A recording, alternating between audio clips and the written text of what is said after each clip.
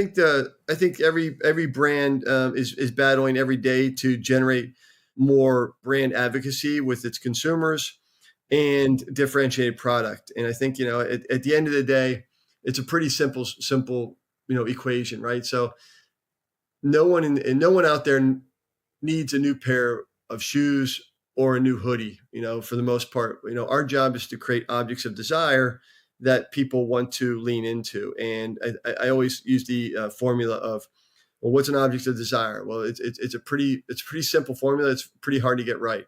It's the right product times the right story times the right distribution. And if you can get those things right, then you can really create instant success or desire for your products.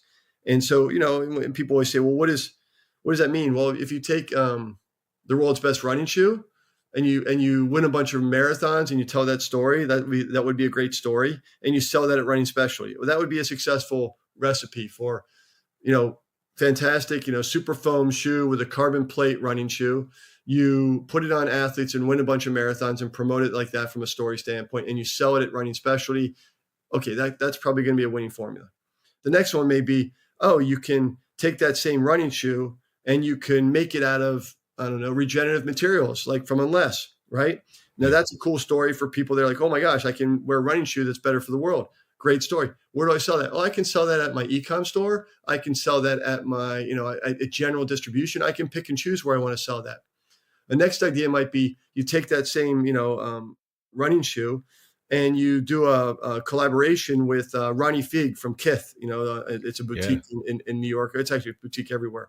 But and so now I've got a desirable shoe from a different audience. It's the same shoe. It's a collab with Ronnie. Maybe it's a mid-cut. Maybe it's a laceless, whatever it may be. And boom, I sell it only at boutiques. Now I've got 3 different recipes or formulas of objects of desires.